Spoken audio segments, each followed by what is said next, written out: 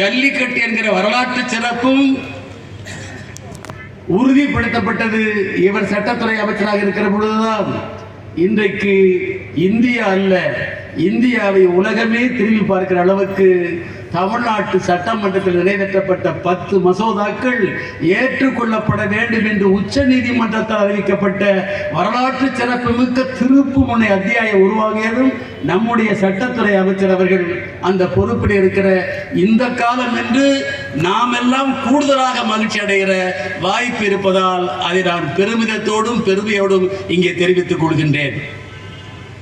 நீ நிதி கொடுத்தாலும் கொடுக்காவிட்டாலும் 2152 கோடி ரூபாய் நிதியை தரமாட்டேன், நீ மும்மொழி கொள்கையை ஏற்றுக்கொள் என்று சொல்வாயானால் உன்னுடைய 2000 கோடி ரூபாயை நான் வாங்கிக் கொண்டால் அது 2000-3000 ஆண்டுக்கு பின்னால் என் தமிழ் சமுதாயத்தை கொண்டு போய் நிறுத்திவிடும். வாங்க மாட்டேன் என்பது மட்டுமல்ல, நீ 10,000 கோடி கொடுத்தாலும் வாங்க மாட்டேன். இதே நிலைமை நீடிக்குமே ஆனால் நீ நிதி கொடுக்க மாட்டேன் என்று சொன்னால் உனக்கு நான் வரி கொடுக்க மாட்டேன் என்கிற முடிவெடுத்தால் உன் நிலைமை என்னாகும் என்று ஒன்றிய அரசாங்கத்தை, டெல்லியை ஜனநாயக ரீதியிலே எச்சரிக்கை விடுத்த இந்தியாவில் ஒரே முதலமைச்சர் கலைஞருடைய பிள்ளை மாண்புமிகு முத்துவேல் கருணாநிதி ஸ்டாலின் என்பதைத்தான் இங்கே அண்ணன் சட்டத்துறை அமைச்சர் உரையாற்றுகிற போது அழுத்த திருத்தமாக ஆதாரங்களோடு எடுத்து சொன்னார். நான் ஒன்றை சொல்ல விரும்புகின்றேன்.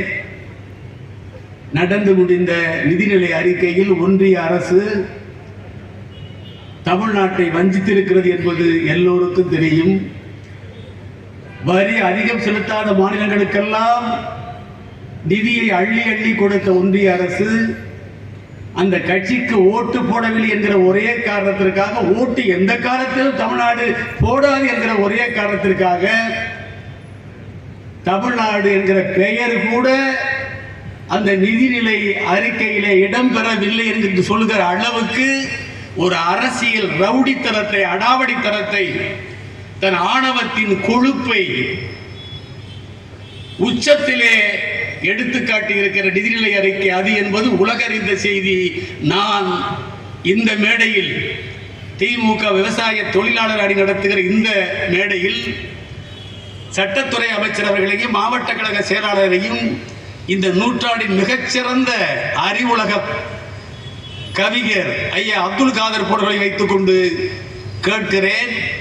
இந்திய இறையாண்மையிலே நம்பிக்கை உள்ள கட்சி திராவிட முன்னேற்ற கழகம், பன்முகத்தன்மையிலே அக்கறை உள்ள இயக்கம் திராவிட முன்னேற்ற கழகம், இந்திய ஜனநாயகத்தை காப்பாற்ற வேண்டி ஆட்சியை இழந்த கட்சி திராவிட முன்னேற்ற கழகம், இந்தியன் என்று சொல்வதிலே எங்களுக்கும் பெருமை உண்டு என்று சொல்லுகிற இயக்கம் திராவிட முன்னேற்ற கழகம், இந்தியாவில் நாங்கள் இருக்க வேண்டும் என்று விரும்புகிற இயக்கம் திராவிட முன்னேற்ற கழகம். தலைமை அமைச்சர் அவர்களே, உங்களை பார்த்து கேட்கிறேன், நிதிநிலை அறிக்கையில் தான் தமிழ்நாடு இருக்காதா அல்லது இந்தியாவிலேயே தமிழ்நாடு இருக்க வேண்டாம் என்று நீங்கள் ஒரு எண்ணத்தை யாருக்காவது உருவாக்குவீர்களே, ஆனால் பிரிவினைவாத தடை சட்டத்திலே உங்கள் மீது ஏன் வழக்கு தொடரக்கூடாது என்கிற எண்ணம் எங்களை போன்றவர்களுக்கு உருவாகுமா உருவாகாதா என்று இந்த மேடையிலே கேட்பதோடு உங்களுக்கு தெரிவித்துக் கொள்கிறேன். தியாகத்தில் வளர்ந்த நாங்கள் யாருக்கும் அஞ்சி நின்றதில்லை.